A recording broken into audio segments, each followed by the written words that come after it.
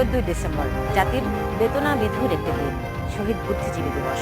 এই দেশকে মেধাশূন্য করতে চেয়েছিল পাকিস্তানি হানাদাররা, চালিয়েছিল ইতিহাসের বর্বরচিত হত্যাকাণ্ড। এবার এক ভিন্ন আঙ্গিকে পালিত হতে যাচ্ছে বুদ্ধিজীবী হত্যা দিবস। ওই হত্যাকাণ্ডের নীল নকশার দায়ে এরই মধ্যে একজনের ফাঁসি হয়েছে, আরো কয়েকজন বিচারের অপেক্ষায়। তবে রায়ের বাজার বধ্যভূমিতে নির্মম হত্যার শিকার বুদ্ধিজীবীদের যা বলার ছিল, বলছে কি তা বাংলাদেশ? 4.5 দশক পেরোনো বাংলাদেশে প্রশ্নগুলো সহজ আর উত্তরগুলো কঠিন। দেখছেন বাংলাদেশ এখন। শহীদ বুদ্ধিজীবীদের প্রতি শ্রদ্ধা জানিয়ে শুরু করছে আমাদের আজকের আয়োজন। আপনাদের স্বাগত জানাচ্ছি আমি সুলতানা রহমান। আমার সঙ্গে কথা বলতে স্টুডিওতে আছেন সাবেক নির্বাচন কমিশনার, অবসরপ্রাপ্ত brigadier general M Sakhawat Hossain এবং লেখক, গবেষক ও সাংবাদিক আফসান চৌধুরী। আপনাদের দুজনকেই স্বাগত জানাচ্ছি। শুরুতেই বলছিলাম যে আমাদের বুদ্ধিজীবী হত্যা দিবস, বাংলাদেশ যেই উদ্দেশ্য নিয়ে, যেই আদর্শ নিয়ে, যেই আকাঙ্ক্ষা নিয়ে একটা জাতির জন্ম হয়েছিল, সেই আকাঙ্ক্ষায় আমরা কতখানি পৌঁছতে পেরেছি? জনাব আফসান চৌধুরী, আপনি মুক্তিযুদ্ধ নিয়ে গবেষণা করেছেন, আমরা জানি। আপনি কি কোনো আকাঙ্ক্ষার একটা চিত্র দিতে পারেন কিনা? 45 বছর হয়ে যাচ্ছে। আমরা গবেষণা করতে গিয়ে যেটা মনে হয় যে বাংলাদেশে স্বাধীনতা যুদ্ধ, মুক্তিযুদ্ধ যেটাই আপনি বলেন, সেটা সবাই অংশগ্রহণ করেছিল। এবং এরকম, আমি যেহেতু গ্রাম নিয়ে কাজ করছি এখন একটা, তো গ্রামে গেলেও আপনি একেবারে গহীন গ্রামেও মানুষ অংশগ্রহণ করেছে, সমর্থন করেছে। কিন্তু স্বাধীন হবার পরে ওই যুদ্ধের যে সুবিধাটা, সেটা স্বল্প সংখ্যক মানুষের হাতে চলে গেছে। এবং এটা, এই কথাটা তিক্ত হলেও এটাই সত্য যে জাতীয়তাবাদী যুদ্ধ এরকমই হয়ে থাকে। সবাই যুদ্ধ করে কিন্তু সুবিধাটা পায় খুব স্বল্প সংখ্যক লোক। বাংলাদেশের ক্ষেত্রে এটা অনেক বেশি প্রবল, বাংলাদেশের ক্ষেত্রে অনেক বেশি প্রকটভাবে আমাদের চোখে পড়ে। এবং সেই কারণে আমাদের কষ্টের জায়গাটা একটু বেশি।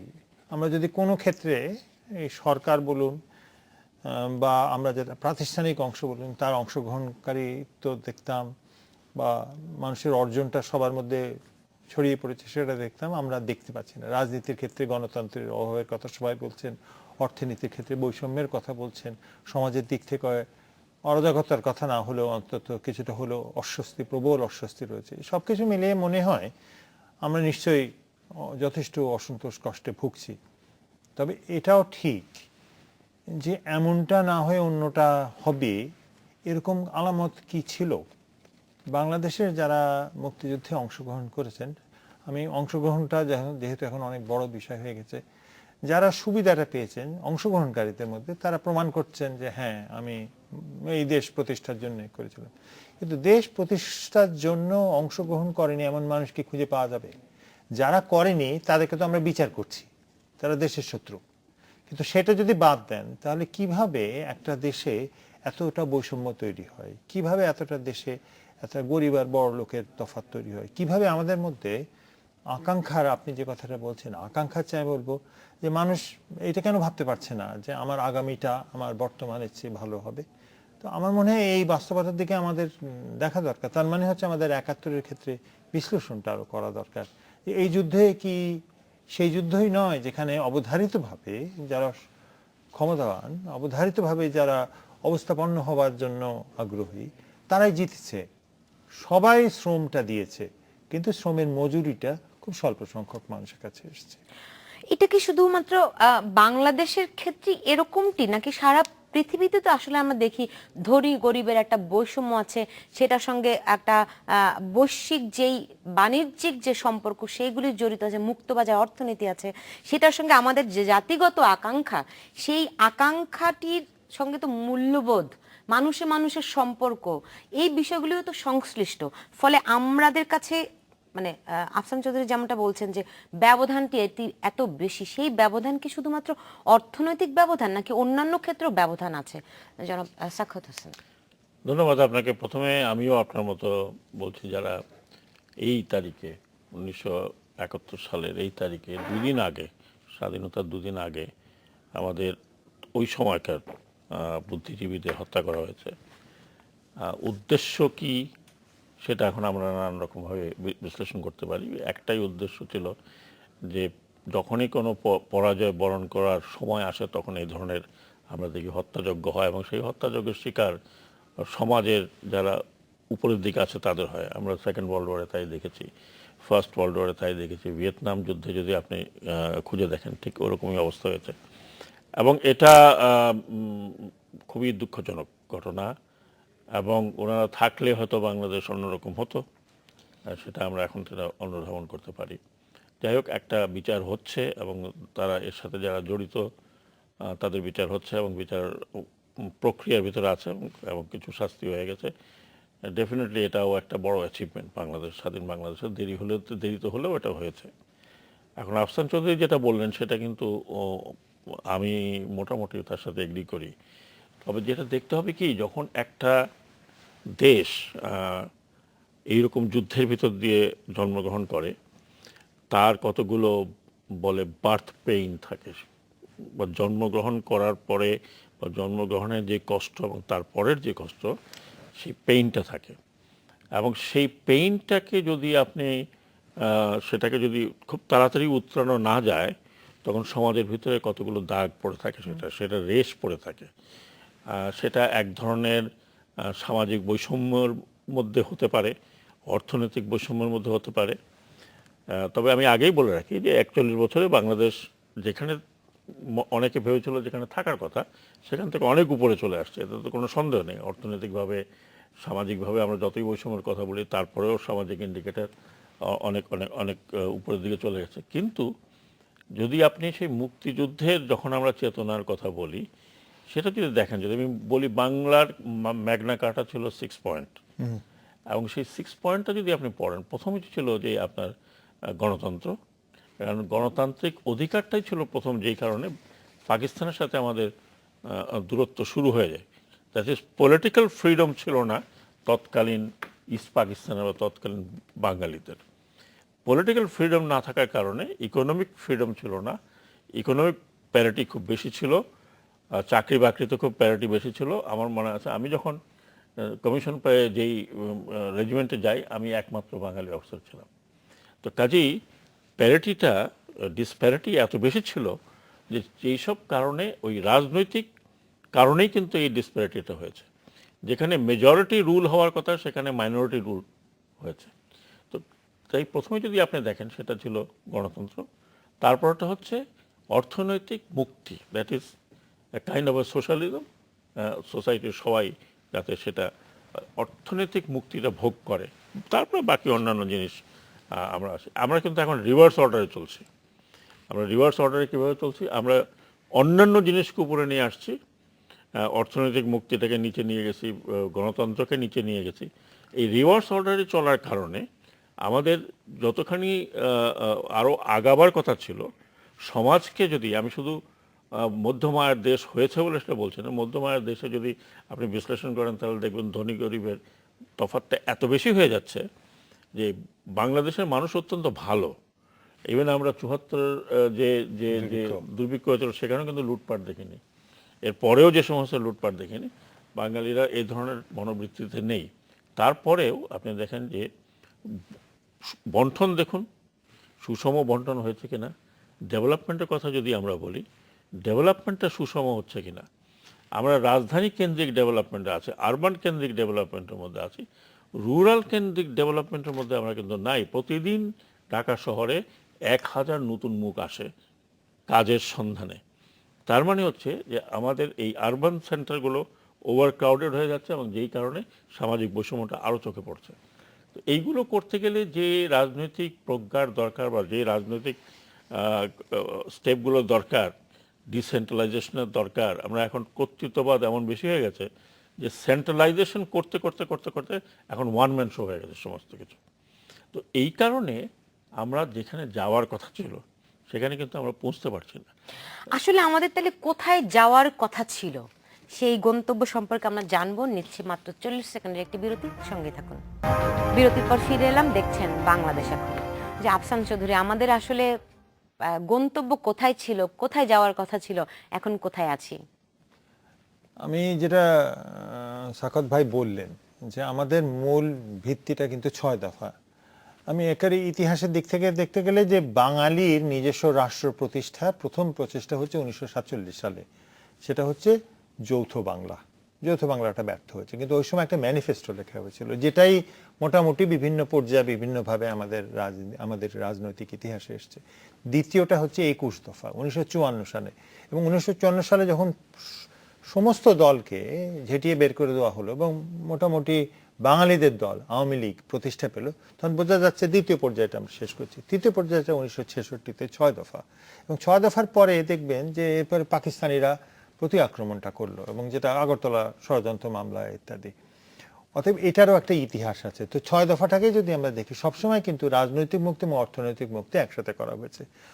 সবসময় বৈষম্যটা সম্পর্কে আমরা সচেতন, যে আমাদের সমাজের ধরুন বাঙালি মুসলমান আর বাঙালি হিন্দুর সমাজটাও বৈষম্যের সমাজ, সেই সমাজেও অন্তর্গতভাবেও বৈষম্য রয়েছে। তো সেক্ষেত্রে বৈষম্যটা কিন্তু কমিয়ে ফেলাটাই হয়েছিল এই বাংলার রাজনীতির একটি মূল উদ্দেশ্য। এটা আমাদের এখানে হয়নি, আমরা সেটা ভুলেছি।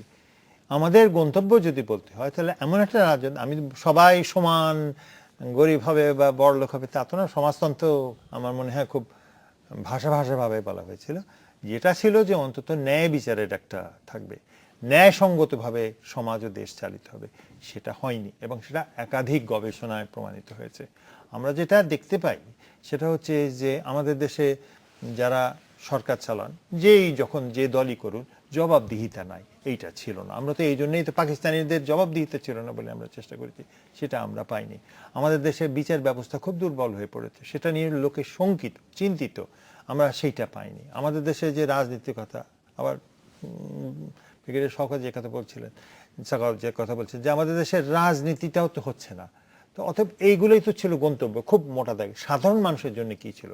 সাধারণ মানুষের জন্য ছিল খেতে পাবো। এবং আপনি খেয়াল করুন যে 71 সালে কেন রাজাকার বানাতে হয়েছিল, কেন পিস কমিটি করতে হয়েছিল? কারণ গ্রামে গ্রামে পাকিস্তান ছিল না। পাকিস্তান কোনোদিনই বাংলার গ্রামে প্রবেশ করতে পারেনি। আপনাকে তখন 71 সালে নতুন করে পাকিস্তান বানাতে হয়েছিল বাংলাদেশের গ্রামে। তো সেইগুলোই তো, কিন্তু গ্রামে 71 সালেও অস্বস্তি ছিল, সে অস্বস্তিটা অনেক বড় হয়েছে, এবং আজকে 44 বছর পরে আমার মনে হয় এইটাকে আটকানো বা থামানোর ক্ষমতা কারো আছে কিনা। কিন্তু মানুষের যেটা হয়েছে, মানুষ কিন্তু সরকারের দিক থেকে চোখ ফেরাচ্ছে। মানুষ কিন্তু বলছে যে আমার ব্যবস্থা আমাকেই করতে হবে। 98 বন্যার সময়, আমি তখন বিবিসির সাংবাদিক, সবাই কিন্তু আমাদেরকেই বলছিল যে একটা দুর্ভিক্ষ হয়ে যাবে, কৃষক হতে দেয়নি। এই যে শক্তিটা কৃষক পেয়েছে, সে বুঝতে পেরেছে বা তার অনুধাবনটা হয়েছে, আমাকে নিজের দিকে তাকাতে হবে। আমি মনে করি এটা একটা বড় অর্জন, হয়তো ইচ্ছায় হোক অনিচ্ছায় হোক, কিন্তু এটা একটা অর্জন। কিন্তু তার মানে একই সাথে বোঝা যাচ্ছে এটাও এক ধরনের ব্যর্থতা। অর্থাৎ যেই সরকার যারাই আছে, তারা মানুষের মধ্যে ওই বোধটা তৈরি করতে পারছে না। আর একটা কথা খালি বলিনি, যে সেটা বাংলাদেশের মানুষের অবস্থা ভালো, আগের থেকে তো ভালোই বটে, বেশ ভালো, কিন্তু সেটা রাষ্ট্র পরিচালনার সঙ্গে তাকে যুক্ত করতে পারবেন না, এটাই হচ্ছে সমস্যা। হ্যাঁ, অনেকেই বলে যে বাংলাদেশে যতখানি উন্নয়ন হয়েছে, সাধারণ মানুষের প্রচেষ্টায় সেখানে সরকার বলেন, কাঠামো বলেন, রাষ্ট্রযন্ত্রের ভূমিকা কম, এরকম একটি কথা অনেকেই বলেন। কিন্তু আপনি যেই সাধারণ মানুষের ভোটের কথা, মানে ভাতের অধিকারের কথা বলেছেন, মানে খেতে পাওয়ার নিশ্চয়তা, নিরাপত্তা বোধ, এই জিনিসগুলো তো এখন আমাদের আছে। আমরা খাদ্যে এক ধরনের স্বয়ংসম্পূর্ণতা অর্জন করেছি। আমরা এখন নিজেদের অর্থে পদ্মা সেতু নির্মাণ করতে পারছি। ফলে কি একটা অর্থনৈতিক দিক থেকে আমরা অনেক দূর কি এগিয়েছি না? সেটা কি আমাদের গন্তব্যের একটি অংশ না, জনাব সাখাওয়াত? ডেফিনেটলি। আমি তো বললাম যে যদি অবকাঠামোর কথা বলি, আমরা অন্যান্য ডেভেলপমেন্টের কথা বলি, আরবানাইজেশনের কথা বলি, তাহলে আজ থেকে 40 বছর আগে এতখানি চিন্তা করা যেত না যে মানে বাংলাদেশ স্বাধীন স্বাধীন হওয়ার পরে এতখানি ডেভেলপমেন্ট আসবে। 40 বছর কিন্তু বেশি সময় নয়। একটা রাষ্ট্রের ইতিহাস 45 বছর, একটা রাষ্ট্রের ইতিহাসে 45 ইয়ার্স লাগে শুধু তাকে উঠে দাঁড়াতে। কিন্তু আমরা তো অনেক দূর এগিয়ে গেছি সেদিক থেকে। আরো বহুদূর আগাবার শক্তি সামর্থ্য আমাদের ছিল। কিন্তু আপনি যদি বিশ্লেষণ করে দেখেন যে আমরা আগাতে পারিনি কেন।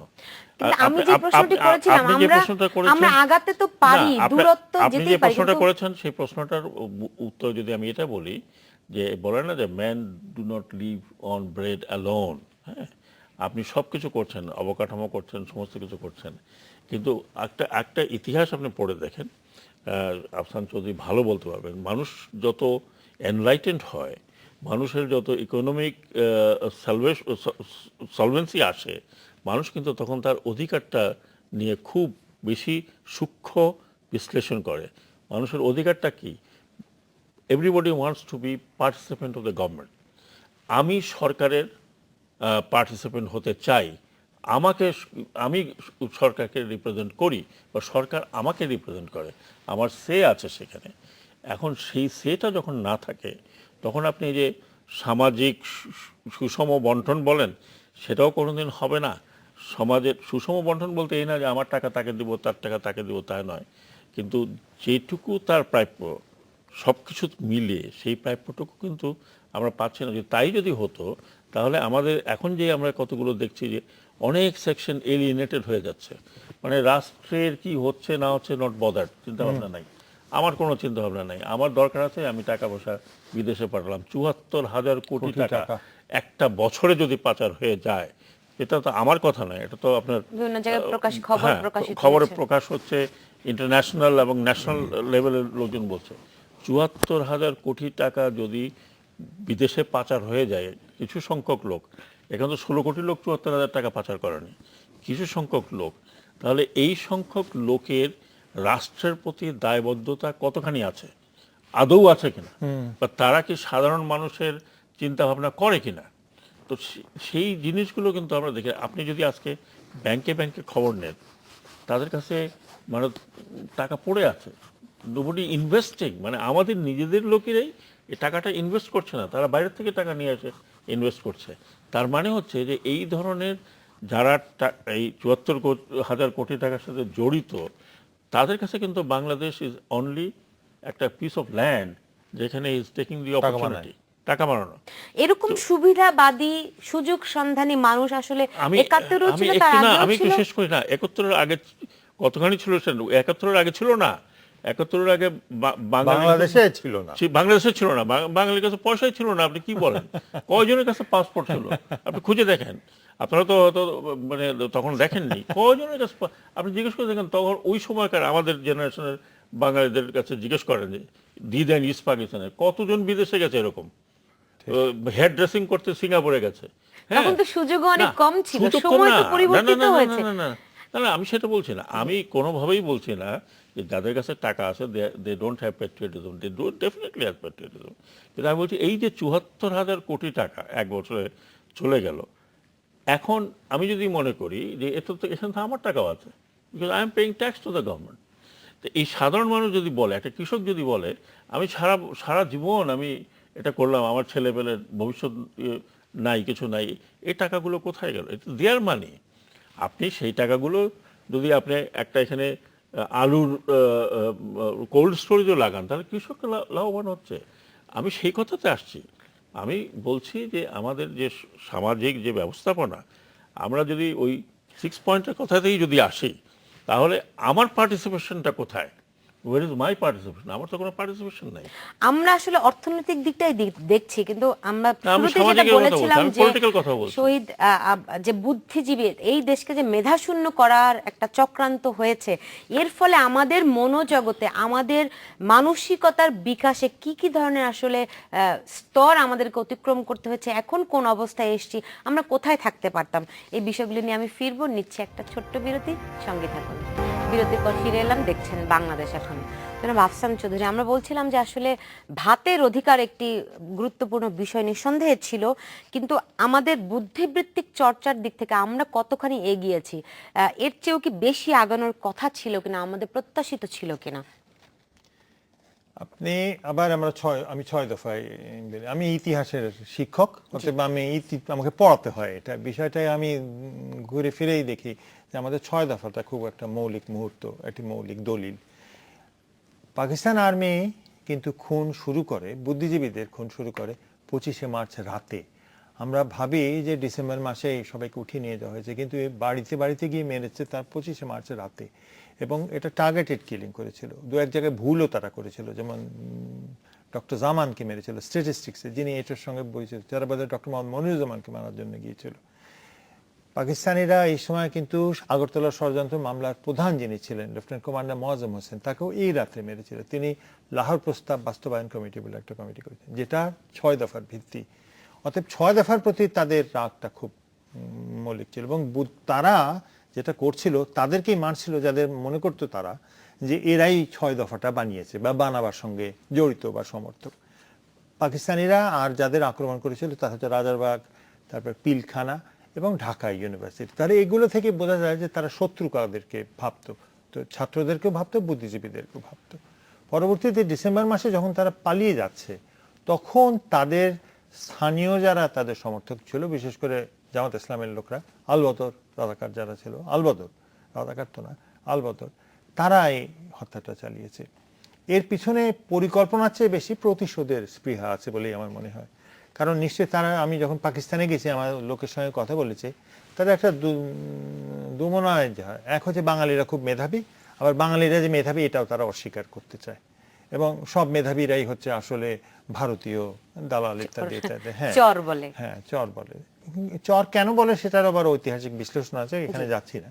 অতএব মেধা বলতে যেটা বোঝায়, একটা জাতীয়তাবাদী আন্দোলনের সমস্যা হয়, জাতীয়তাবাদী আন্দোলনের বিজয়ে পৌঁছাবার আগে মানুষ খুব সক্রিয় থাকে, সজীব থাকে, তীব্র থাকে, অবস্থান নিয়ে থাকে। কিন্তু যখন স্বাধীনতার পরে, যখন জাতীয়তাবাদের বিজয়ের পরে, যখন হালুয়া রুটি বিলানোর সময় হয়, তখন সেই বুদ্ধিজীবীরাই কিন্তু তাদের অবস্থানটা পাল্টে ফেলে। তখন তারা বিরোধী দলে থাকে না, তখন তারা বিভিন্ন সময় এই সুবিধাগুলো খুঁজতে থাকে। আমাদের দেশে তাই হচ্ছে। তো পাকিস্তানিরা যে মেধাশূন্য করার যে প্রচেষ্টা, প্রতিশোধের, আমি বলবো মেধাশূন্য হচ্ছে বেশি। বাংলাদেশে তো অনেক, তো যে কেউ বুঝে যে বাংলাদেশে অনেক মেধাবী মানুষ আছে, কিন্তু মেধাবী মানুষের যেটা হয়েছে, তারা কিন্তু যে প্রতিবাদী অবস্থানটা 47 থেকে 71 ছিল, সেটা থেকে তারা সরে এসছে। তার ফলে তাদের যে আমাদের যে বুদ্ধিজীবীদের মেধার অভাব আছে, আমি সেটা বলবো না, আমি বলবো বুদ্ধিজীবীদের নৈতিক অবস্থানের অভাবটা লক্ষণীয়। তারা সুবিধার জায়গায় থেকে নিজেদের অবস্থানটা, আচ্ছা কোনটা হলে আমার সুবিধা হবে, কোনটা হলে আমি কিছু পাওয়া যাবে, এই কারণে আমাদের সংকটটা সবচেয়ে বেশি হয়েছে। আর ভাতের অধিকারে যেটা আপনি বলছেন, আমি আবার ফেরত যাচ্ছি একটু গবেষণার ক্ষেত্রে। আমাদের দেশে ভাত বলতে একেবারে নিরেট ভাতের কথা যদি বলেন, তার অভাব প্রায় নাই। এটা গত কয়েক বছরে হয়েছে, তাও কিন্তু নাই। যেটার অভাব আছে সেটা হচ্ছে পুষ্টির অভাব। এটা কিন্তু মৌলিক অভাব, বড় অভাব, এবং এই সমস্যা আমরা সমাধান করছি না। আমরা হয়তো করতে পারি, এবং যেহেতু আমি পলিসি ডকুমেন্টগুলোর সঙ্গে পরিচিত, আমরা কিন্তু করছি না। যদি এটা আমাদের খুব মৌলিক একটি বিষয় থাকতো, তাহলে আমার মনে হয় আমরা করতে পারতাম। আমরা যখন বছরের পর বছর মঙ্গা হয়েছে, যখন সরকার সিদ্ধান্ত নিল যে আমি মঙ্গা বন্ধ করে দেবো, সরকারের মাত্র 2টা বছর লেগেছিল মঙ্গা বন্ধ করতে। সরকার যদি মনে করে পুষ্টিহীনতা আমি কমিয়ে ফেলবো, একেবারে পুষ্টিহীনতাকে আমি সরিয়ে ফেলবো, সরকার পারে। কিন্তু সেই জায়গাটায় আমরা চাপটা দিচ্ছি না, আমরা অন্যান্য ক্ষেত্রে চাপটা দিচ্ছি। অতএব হিডেন হাঙ্গার যেটাকে বলে, এই গোপন ক্ষুধা, এটা কিন্তু আমরা এখনো সরাতে পারিনি। অতএব আমি বলবো যে এর কারণটা, যেটা উনি খুব ভালোভাবে বলছেন, আপনি কি অংশগ্রহণ করছেন এই রাষ্ট্র গঠনে? আপনি কি বলতে পারছেন, হ্যাঁ এটাকে আমি মনে করি। আপনি এই অংশগ্রহণকারিতার অভাবের কারণে আপনার অনেকগুলো সংকট তৈরি হয়েছে, যেটা আপনি হয়তো দেশ পরিচালনা করার ক্ষেত্রে সকল দল, বাংলাদেশের যত দল ক্ষমতায় এসছে, তারা এটা ধরতে পারছেন না। কিন্তু জনগণের সঙ্গে যে বিচ্ছিন্নতা, এটা আমরা যারা গবেষণা করি এবং মাঠে গবেষণা করি, আমি আমার ছাত্রছাত্রীদের কথা বলছি না, আমাদের কাছে খুব পরিষ্কার মানুষের থেকে বিচ্ছিন্নতা প্রবল। এই অংশগ্রহণ কি আসলে মানুষের ভিতরে অংশগ্রহণ করার আকাঙ্ক্ষাটি কম, নাকি আসলে যারা রাষ্ট্র ক্ষমতায় থাকে তাদের পক্ষ থেকে মানুষকে কাছে টেনে নেওয়ার ক্ষমতাটি কম? কি মনে হয়? দেখুন, আমি মানুষের আকাঙ্ক্ষা কম আমি বলবো না। বাঙালিদের আকাঙ্ক্ষা, অংশগ্রহণের আকাঙ্ক্ষা কোনোদিনই কম ছিল না। সেটাই যদি হতো তাহলে 71 হতো না। মানে 71 তো ধরুন 1 লাখ 1.5 লাখ লোক দিয়ে হয়নি। সেখানে সবাই, আফসান চৌধুরী যেটা বললেন, আমি হয়তো এখানে প্রেজেন্ট নাই, কিন্তু আমার মন ছিল এটার সাথে। হ্যাঁ, যেটা যেটা যেটা কিন্তু তখন ধরেন একটা, আমি বলছি, কাজেই অংশগ্রহণের ক্ষেত্রে কিন্তু আপনি বলতে পারবেন যে আমাদের আকাঙ্ক্ষা কমে গেছে। আমাদের আকাঙ্ক্ষা কমেনি, আমাদের অংশগ্রহণের ক্ষেত্রগুলো সংকুচিত হয়ে গেছে। আমি আপনাকে একটা উদাহরণ, এই যে ইলেকশনটা হচ্ছে, এর মনোনয়ন প্রসেসটা আপনি দেখুন। আজকে বিদ্রোহীদের নিয়ে তামাশা হচ্ছে, ওকে বসাতে হচ্ছে, ওকে ধমকি দিতে হচ্ছে, ওকে আমি তোমাকে বের করে দিব।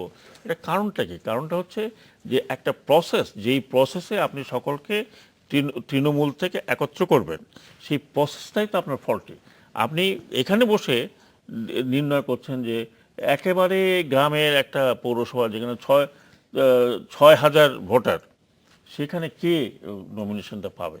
তার মানে এই যে ভেস্টেড ইন্টারেস্ট আস্তে আস্তে আস্তে আস্তে কিন্তু জনগণকে সরিয়ে দিচ্ছে, সেখানে জনগণের কোনো সে নাই। এখন অনেক লোকে বলে আর অমুক লোককে দিল না কেন, অমুককে কোত্থেকে দিল। বিষয়টা হচ্ছে, আমি একটা এক্সাম্পল দিলাম, এটা তো খুব ক্রুড এক্সাম্পল। তার মানে আমি আমার মানুষজনকে পার্টিসিপেট করতে দিচ্ছি না, মানে decision top is mine. To bottom হচ্ছে, bottom to bottom to top top আসতেছে না। আপনি যখনই বটম টু টপের দিকে যাবেন, এই অন্যান্য আমরা যদি ডেমোক্রেটিক কান্ট্রিগুলো থেকে দেখি, যেগুলোকে আমরা লিবারেল ডেমোক্রেসি বলি, সেখানে কিন্তু বটম টু টপ আসে। আপনি দেখেন আজকে ডোনাল্ড ট্রাম্প কত কথা বলছে, কিন্তু সে নিজেও জানে না যে সে টিকিটটা পাবে কি পাবে না। হ্যাঁ, তার কারণ হচ্ছে যে তাদের প্রসেসটা এরকম যে সবাই কিন্তু আমেরিকান লোকজন সম্পৃক্ত হয়ে গেছে এটার সাথে। যদিও সেখানে অনেক লোকে they don't care, but there is open field সম্পৃক্ত হওয়ার।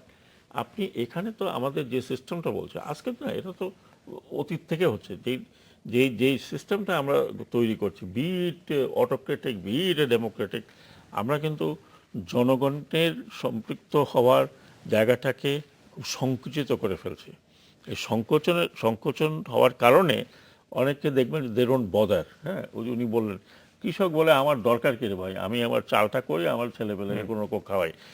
তো he doesn't feel to be part of the whole আপনি সোসাইটি। নির্বাচনের কথা যখন তুললেনই, গতকাল আমরা দেখলাম যে বেশ কয়েকটি পৌরসভাতে বিশেষ করে বিএনপি দলের বিএনপির মেয়র প্রার্থীদের তারা অভিযোগ করছে জোর করে তাদেরকে প্রার্থিতা প্রত্যাহারে বাধ্য করা হয়েছে। এইটা কি একটা পেশি শক্তির প্রয়োগ, নাকি একেবারেই মানে ভিত্তিহীন অভিযোগ? দুটির একটি তো নাকি? যেটা আজকের টেলিভিশনে দেখছি, আপনাদের ওখানে খবর দিচ্ছেন যে মোটামুটি মাঠ পর্যায়ে বেশ ঝামেলা হচ্ছে। আমি বলছি না যে গন্ডগোল হচ্ছে, মারপিট হচ্ছে। যেমন ধরেন টেলিভিশনে দেখা যাচ্ছে অলরেডি লোকে প্রচারে নেমে গেছে, যেটা কিন্তু নির্বাচনে আচরণবিধির বিপক্ষে। লোকজন দুই তিনজন দাঁড়িয়ে গেছে।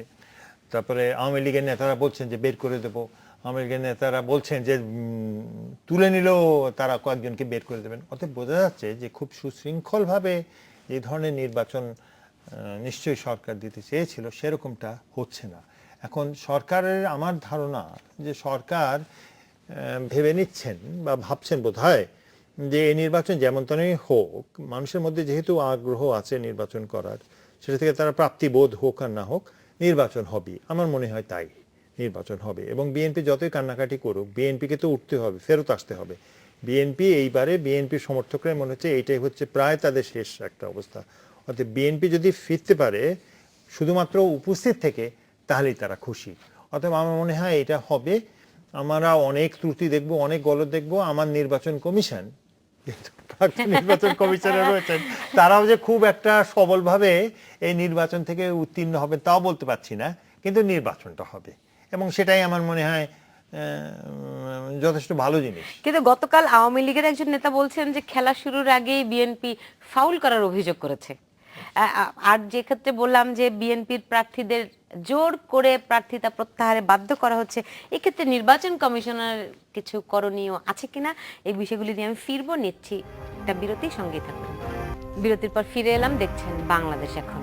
জি, জনাব সাখাওয়াত হোসেন, এই যে নির্বাচন বর্তমান পরিস্থিতিতে যে বলছে যে, আপনি যদি খবরের কাগজ দেখেন, জাতীয় ভোটের আমেজ লড়াই দুই দলের, শুধুমাত্র দুটি দলের মধ্যেই আর কি এক ধরনের মানে ভোট যুদ্ধটা হচ্ছে। এতে করে আসলে সব দলের আপনি অংশগ্রহণ যদি দেখেন এই নির্বাচনে, অধিকাংশই কিন্তু আসলে প্রার্থিতাই দেয়নি, অধিকাংশই প্রার্থিতা দেয়নি।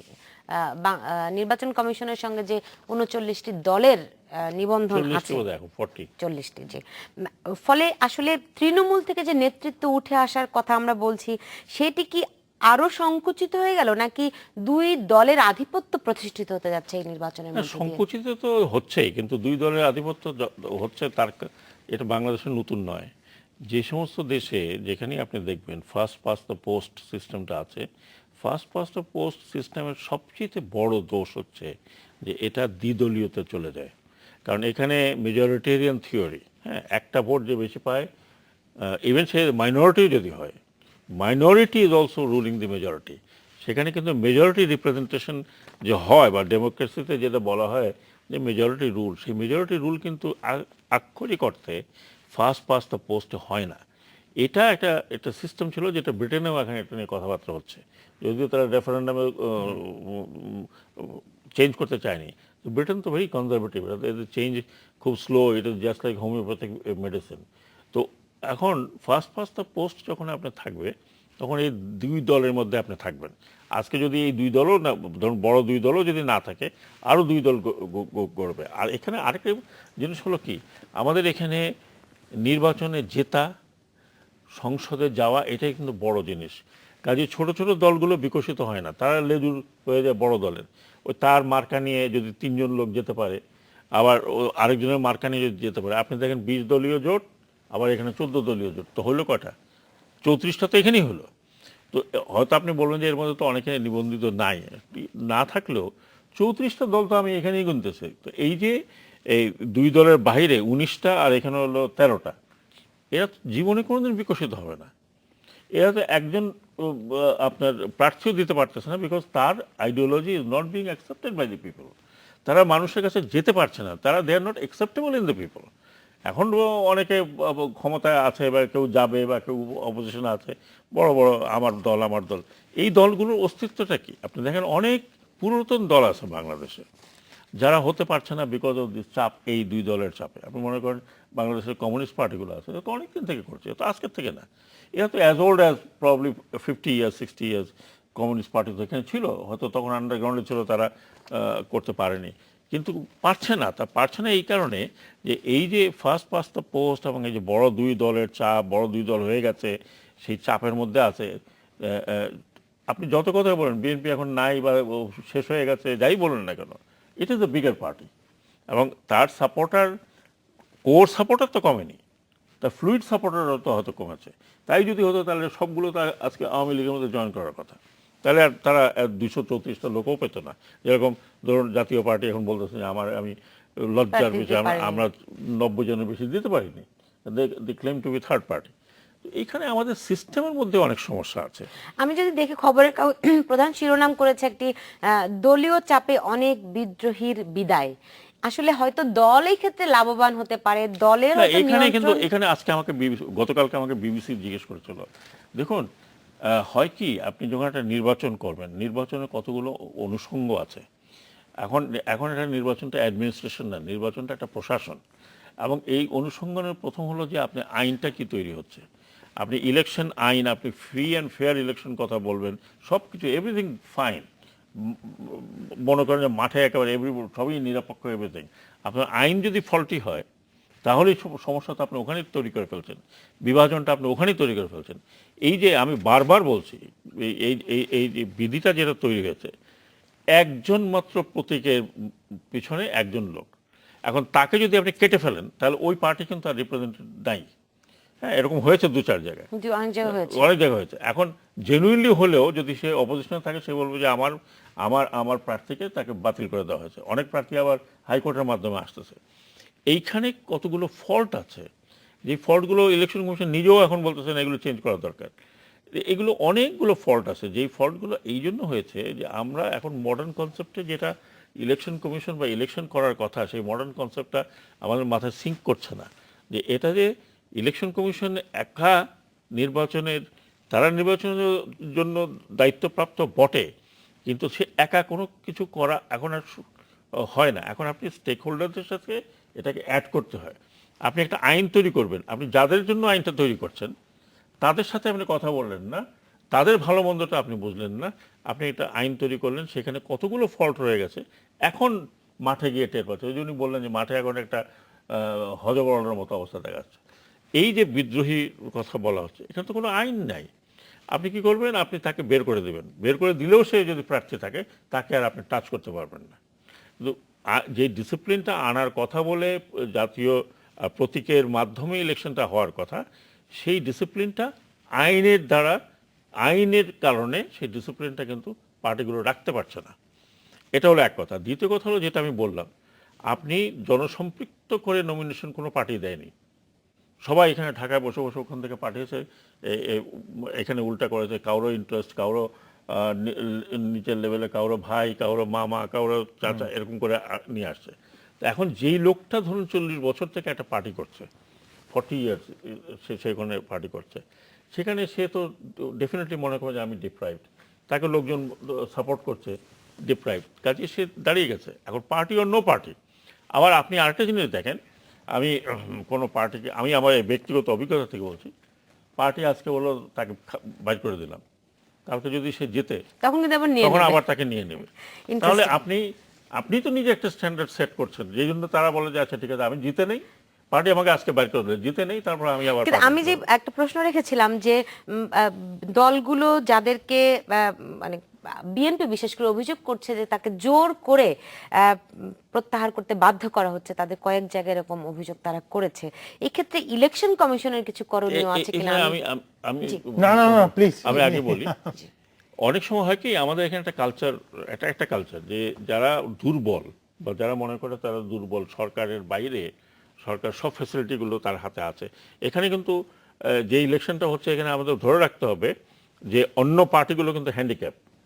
আমরা কি করি, আমরা যে গলফ খেলার মধ্যে যে দুর্বল প্লেয়ার বা নতুন প্লেয়ার, তাকে একটা হ্যান্ডিক্যাপ দেওয়া ওনার সমান করার জন্য, সমান করে তারপরে খেলতে বলি।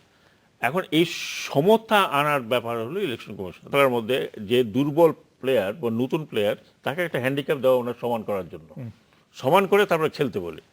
এখন এই সমতা আনার ব্যাপার হলো ইলেকশন কমিশনের দায়িত্ব। কিছু কিছু তো আপনার প্রথমেই একটা হাউতাশ করা হয় নির্বাচন কমিশনের উপর একটা চাপ সৃষ্টি করার জন্য, কিন্তু নির্বাচন কমিশন কোনো চাপ নেওয়ার তো একটা ইনস্টিটিউশন না। আপনি যদি এইগুলো হয়, আপনি টেস্ট কেস করুন, আপনি যদি 10টা অভিযোগ আসে, অন্তত 5টা অভিযোগ আপনি সিলেক্ট করে বলেন আমি ইনকোয়ারি করব। সেখানে যদি 5টা অভিযোগ, যদি একটা অভিযোগ সত্যি পাওয়া যায়, তার মানে দেয়ার বেসিস অফ কমপ্লেন, তাহলে আপনাকে রুটসে যেতে হবে যে এই কমপ্লেনটা কোথায়। আমি যেমন একটা এক্সাম্পল বলি আপনাকে, একটা একটা একটা অত্যন্ত বলবো যে পলিটিক্যালি সচেতন একটা জায়গার একটা পৌরসভা, সেখানে আউট অফ 28 না কত জন, 16 জন কাউন্সিলর বিনা প্রতিদ্বন্দ্বিতা। আপনি ফেনীর কথা বলছেন না? ফেনীর কথা বলছি। এটা হতে পারে বাংলাদেশে? আর কেন এটা হচ্ছে, নির্বাচন কমিশন এই ব্যাপারগুলি সঠিকভাবে নজরদারিতে রাখছে কিনা, এই বিষয়গুলি নিয়ে তারা চিন্তা ভাবনা করছে কিনা, এই বিষয়গুলি নিয়ে আমি ফিরবো। নিচ্ছে একটা বিরতি, সঙ্গেই থাকুন। বিরতির পর ফিরে এলাম, দেখছেন বাংলাদেশ এখন। জনাব আফসান চৌধুরী, আমরা বলছিলাম যে এই যে জোর করে প্রার্থিতা প্রত্যাহার করে নেওয়া কিংবা প্রার্থীদের উপর এক ধরনের চাপ তৈরি করা, এই অভিযোগগুলি যদি সত্যি হয়, সেই ক্ষেত্রে নির্বাচন কমিশন এটা কি যথেষ্ট পরিমাণ গুরুত্ব দিয়ে বিষয়টিকে বিবেচনায় রেখেছে বলে কি আপনার মানে গত কয়েকদিনের তাদের কর্মকাণ্ডে কিংবা তারা যে সমস্ত বক্তব্য রাখছে সেখানে কোনোভাবে এটা প্রতিফলিত হয় কিনা? আপনি যদি মানুষকে জিজ্ঞাসা করেন, আপনি যদি আমার স্টুডেন্টদেরকে জিজ্ঞাসা করেন, প্রতিদিনই যাদের সঙ্গে আমার কথা হয়, আপনি দেখবেন যে মানুষের আগ্রহটা কম। এটা তো জাতীয় নির্বাচন না, মানে নির্বাচন নিয়ে আগ্রহটাই কম। দ্বিতীয়ত তারা নির্বাচন কমিশনের কাছ থেকে কি আশা করে যে এমন একটা নির্বাচন দেব যেটা তাদের কাছে খুব ভালো লাগবে, যা মনে হবে যে গ্রহণযোগ্য মানের? না। তারা কি এমন কোনো কিছু আশা করে যে মৌলিক একটা পরিবর্তন হয়ে যাবে এবং মানুষ মোটামুটি গণতন্ত্র চর্চায় এসে পড়বে? না। এরকম অবস্থায় নির্বাচন হচ্ছে, ভালো কথা, প্রার্থী আছে, ভালো কথা, দেখা দরকার যে বিএনপি কি টিকতে পারে কিনা। বিএনপি তো প্রায় 17,000 না 20,000 কর্মী বলে তাদের জেলে, তার মধ্যে দলটা কি করে সেটা দেখার ইচ্ছা আছে। আচ্ছা, আওয়ামী লীগ তো মাঠ পর্যায়ে এই পর্যায়ে প্রতীক নিয়ে দলীয় নির্বাচন নিয়ে গেল, সেটাতে কি হয়, এইসব দেখার বিষয় আছে, আগ্রহ আছে। নির্বাচন কমিশনের ব্যাপারে তাদের খুব একটা মাথা ব্যথা নেই। কিন্তু নির্বাচন কমিশনের নিজস্ব যেই প্রয়োজনটা আছে, যে আগামীতে তো নির্বাচন কমিশনকে আরো অনেক নির্বাচন করতে হবে, তখন যদি বেশি তাদের এই ভাবমূর্তি ক্ষুণ্ণ হওয়ার সমস্যাটা হয়, তাহলে হয়তো তারা আগামীতে তাদের এই জবাবদিহিতার ক্ষেত্রটা বড় হয়ে যেতে পারে। জি, নির্বাচন কমিশন কি এখনই মানে এরই মধ্যে যথেষ্ট পরিমাণ ভাবমূর্তির সংকটে কি নাই? বাংলাদেশের নির্বাচন কমিশন প্রায় কম বেশি সবসময় ভাবমূর্তির সংকটে ছিল, বিশেষ করে যখন আপনার এই তত্ত্বাবধায়ক সরকারের আগে, এরশাদ আমলে। তত্ত্বাবধায়ক সরকারের পরে বা ওই গ্যাপ পিরিয়ডে। মানে আপনি যখন ছিলেন তখন ভাবমূর্তিটা না, অনেকখানি ছিল না, সবাই এটা বলে। আমি বললাম যে আমাদেরও ভাবমূর্তি যে এখন 100% গ্রহণযোগ্যতা কিন্তু যথেষ্ট পরিমাণ ছিল, হয়তো ছিল, কিন্তু সেটা বলছে না। আমি বলছি, আমি এই জন্য বললাম কম বেশি ভাবমূর্তির সংকট সব জায়গায় ছিল। তো কিছু কিছু জায়গায় হয়তো ভাবমূর্তির সংকটকে কাটানোর জন্য অনেক ব্যবস্থা নিতে হয় ইলেকশন কমিশনকে।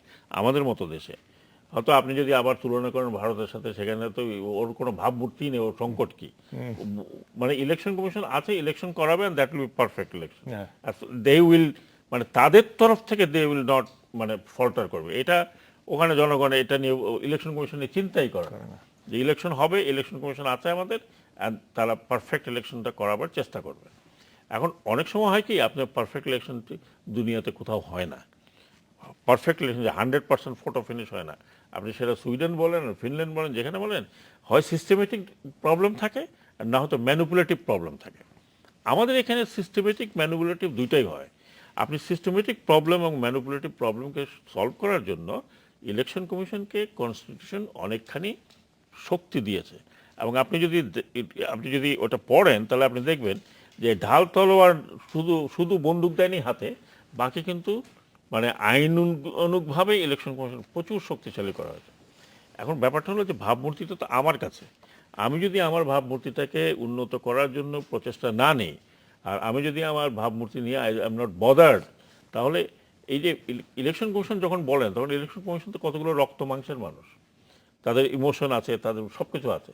আমি যদি মনে করি আমার ভাবমূর্তিটা উঠাতে হবে, আমার যে কাজ, weather I can do it or not, আমি জনগণকে দেখাতে চাই যে আমি আমার কাজে দৃঢ় আছি, আমি সহযোগিতা পাচ্ছি না, সেটুকু দেখালেই তো ভাবমূর্তিটা হয়। এখন নির্বাচন কমিশন আসলে কি না, আমি এই করছে, কি নির্বাচন কমিশনের ভাবছে? কথা বলছি না, আমি সেটা বলছি না, যে কোনো আমি যে কোনো নির্বাচন কমিশনের কথা জি, বলছি। এই ছিল আমাদের আজকের আয়োজনে। আপনাদের দুজনকে অনেক ধন্যবাদ স্টুডিওতে আসার জন্য।